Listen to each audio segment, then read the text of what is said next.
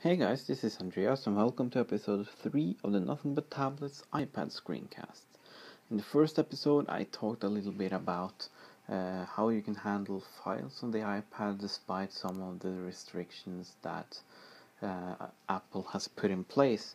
And one of the apps I mentioned there was Dropbox. And Dropbox is a service that has grown to be huge and pretty much everyone uses it at this point.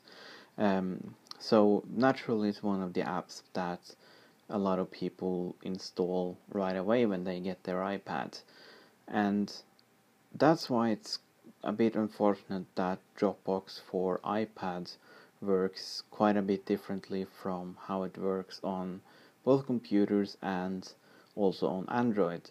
In terms of computers, Dropbox for mobile devices in general works a lot differently, and as for the iPad edition or iOS edition, it also has less permissions than the Android counterpart.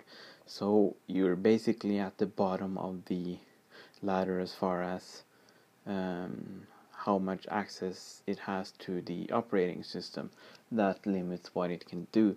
So I thought I would do this episode and talk about how you can use Dropbox and sort of just learn all of these functionalities that are in the app. So this is the current version of the Dropbox for iPad app, and it's basically this split view where you have these three tabs and then settings here to the left, and then you have a preview of the file to your right. Dropbox, that's by clicking that tab you essentially browse through your Dropbox, and unlike on a computer, these files don't download and they aren't stored locally automatically like they are on a computer. So when you browse through all of these and you click a file, it will actually fetch that from Dropbox, from the Dropbox servers.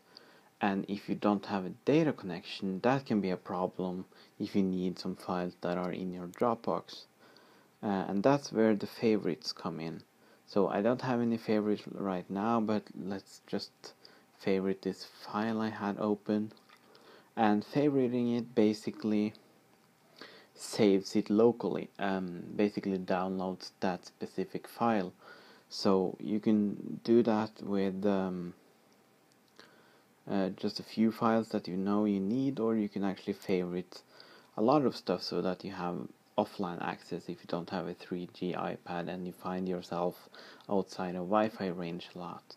So the favorites tab is very useful if you know that you need files from your Dropbox when you don't have an internet connection. So right now I do have an internet connection, but even if I didn't, I would be able to use this file.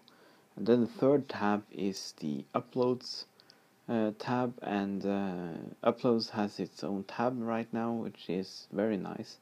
It allows you to upload various basically you can upload photos, that's photos and videos, that's about it. I use this a lot when I write articles for the site. I take screenshots, and then as you can see, my last upload location was my Nothing But Tablets folder. So you can find some files there that have shown up that you might have seen in articles over the last few days. So I basically just take a screenshot by pressing the home button and the off button on the iPad, and then just upload it to Dropbox and then find it on my computer. But this is where Dropbox is very different from the Android version in that it can only really upload photos and videos this way, and there are actually a way to upload anything you want, and that's sort of one of the secrets slash inconsistencies, or what you want to call it, with this app. So what you have to do if you want to upload something else, I will get into later, but just for now let's just continue with what's actually inside this app, because the process of uploading something that isn't a video or photo actually involves doing it from an app that can read those files. So if you move over to this preview window right here, you have some very basic document viewing features, and you can slide to browse different photos, things like that. And then you have these three buttons up here on the right. The star is basically what I was pressing just a minute ago. That's for adding a favorite to save it offline.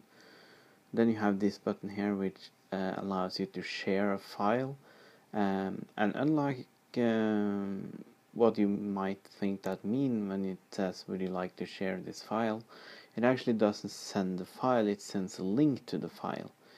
Unless it's an image, then you can actually save it locally, but that's not really sharing either, really. So you can email a link or copy a link to clipboard. So for instance, if you want to send someone photos in your Dropbox, you don't actually send them the photos, you just use the email link button to send them a link to the photos, because since Dropbox stores everything online, you can just send the users right there to grab your photos.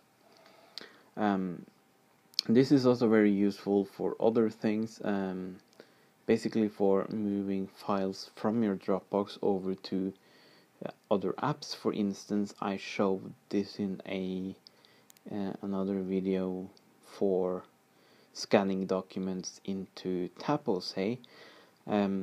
Basically what I did then was I found some sort of document. Let me just see if I can find a PDF file. There's a folder called PDF. So CHDK user guide, that's a PDF file. So if I want to open this into Taposay, Taposay only has a web browser Taposay can't open PDF files, but it can open web pages. So what I do is I copy a link to clipboard. Hopefully I didn't exit too quickly. I move into Taposay. I just open up a journal, something I was messing around with. I paste the Dropbox link right there. Wait for it to load, which might take a while because it's 4 megabytes. And this way I was able to actually get the PDF file into Taposay without Taposay being able to open PDF files. And that's all using Dropbox. So that's a very nice trick to be able to use that link feature for things other than just sharing files. And then the last button you have is the opening button, which I discussed more in the first episode. And this allows you to actually open files that are supported in apps that can read them. And as you can see, Taposay isn't on this list, which was what I was just talking about, with Taposay not being able to open PDF files directly, but it is able to open through the web browser. So this is a PDF file, so I have quite a few PDF capable apps on my device, so they pop up here automatically. So for instance, if I open this in GoodNotes, it will open GoodNotes, and suddenly I have the file from Dropbox in GoodNotes. Another thing you can use this for is with files that aren't supported, because Dropbox doesn't have to be able to read the files for in order for other applications to do so. For instance, I have a texture pack for Mario 64 here that I use on my Android device, and this is actually a zip archive, and the Dropbox app isn't able to view zip files. However, I do have apps on my device that can read them, basically a few different file managers like Filer, so I can choose to open that in and have it crash. Probably Taposay running in the background because that's very buggy right now. But let's see if I can find it. There we go. And then I have the option to archive it in another app.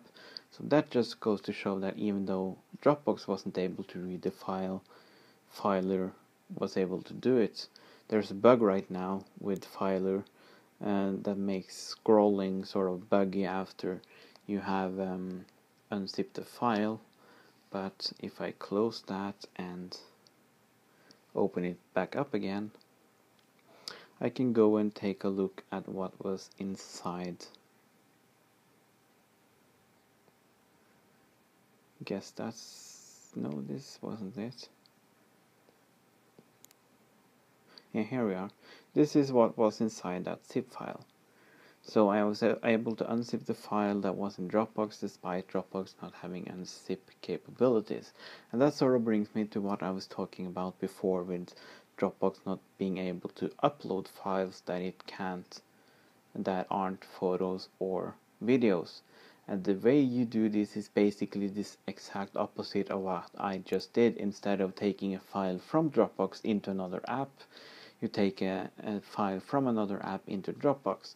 So the reason why I have Filer on my device at all is that it can actually go online and download any file, including Exe Files, which are program installation files for Windows. And this file right here, edurome.exe, is actually a configuration file for the Wi-Fi network at my school. I needed to download this and transfer it to a non-network computer in order to get it on the network. That's why I downloaded it right here. And since this is an exe file, this won't do anything on anywhere else but Windows.